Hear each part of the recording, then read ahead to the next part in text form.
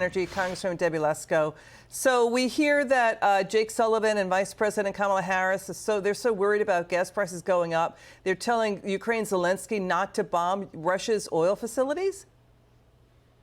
You know, they are really desperate. As you have said, since Biden's been in office, our gasoline prices have gone up. In Phoenix, it's $4.35 a gallon right now. That's about $2 more per gallon than when Biden took office. It's just, they know that they're underwater on this issue. Okay, so let's turn to these anti-Israel protests. How can the Democrats do their convention in Chicago as Democrats reportedly fear riots again like those that hit the convention in 1968? You know, they blocked the O'Hare Airport, they blocked the Golden State Bridge, they protested down on Wall Street. How's the DNC going to be able to do their convention if protesters are shutting down airports and bridges?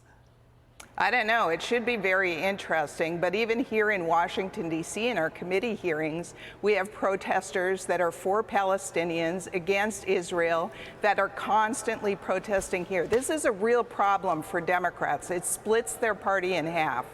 Okay, so here's the other issue. How is the Islamic dictatorship of Iran the victims when Iran has killed hundreds, if not thousands, of its own citizens, brutalizes and kills women and children? How is Hamas the victim when Hamas terrorists slaughtered 1,200 innocent Israelis in the most repugnant way and took 150 hostages, including Americans? You know, it shows Senator Marco Rubio's tweet. The people celebrating Iran's attack on Israel, they're the same ones calling for ceasefire without demanding anything from Hamas, Congresswoman.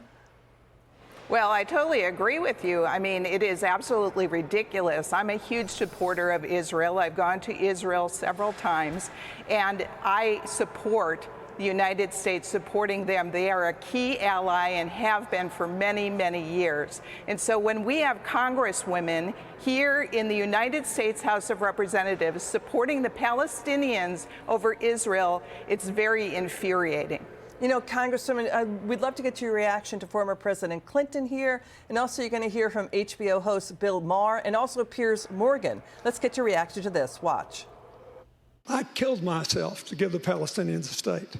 I had a deal they turned down that would have given them all of Gaza, all of Gaza, between 96 and 97% of the West Bank, compensating land in Israel, you name it. Hamas is really smart.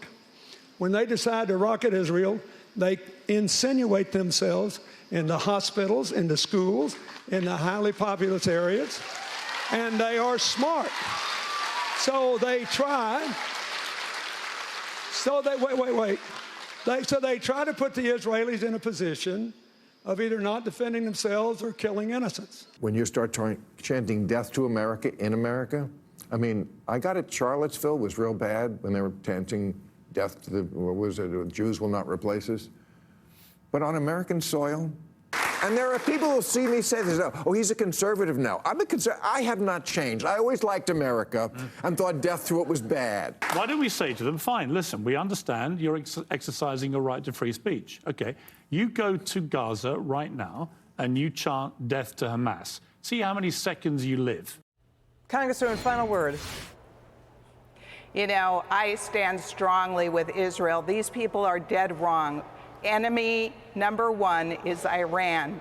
Enemy number two, or maybe one, is China, which gets its oil from Iran. We cannot deal with Iran. They are the enemy. We support Israel. Congresswoman Lesko, thanks for joining us tonight. It's good to see you again.